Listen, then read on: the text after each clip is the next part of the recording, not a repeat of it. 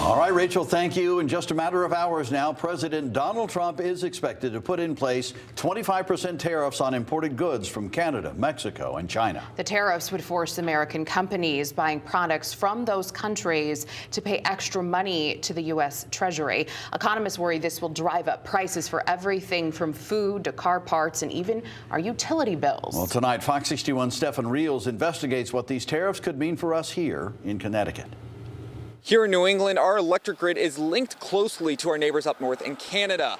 But since tariffs entered the discussion, that relationship has gotten rocky. I do not see anything good coming out of this. Professor of International Business at Quinnipiac University, Mohammed Elahi, weighing in as the world waits for President Donald Trump to enact a 25% tariff on goods from Canada and Mexico and a 10% tariff on goods from China. A move Elahi worries will put economies in disarray and limit economic growth. Why we are going after our allies, Mexico and Canada? Our economy, as a result of NAFTA, I would say all three economies, they're very integrated. If we start a trade war, it's basically a race to the bottom.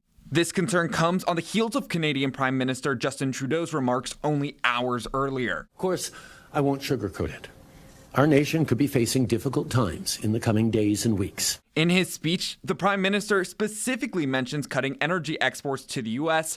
if tariffs were not repealed. We're ready with a response, a purposeful, forceful, but reasonable, immediate response. According to ISO New England, the organization in charge of the regional electric grid for groups like Eversource, New England has a surplus of electricity from neighboring regions, and 60% of that surplus comes from Canada. As for the tariff impact on our state, ISO New England says it can't comment because it's still waiting for guidance when tariffs are implemented. Other utility companies like United Illuminating told Fox 61 that while it does have contracts in Canada and are evaluating the potential impact, consumers may not feel an effect for several months since UI obtains its energy 6 months at a time.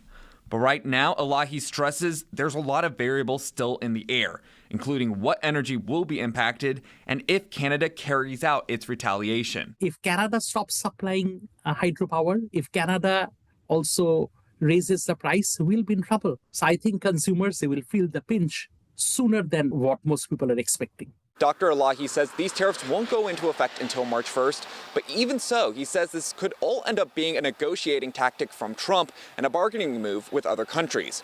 But for now, in Berlin, Stefan Reels, Fox 61.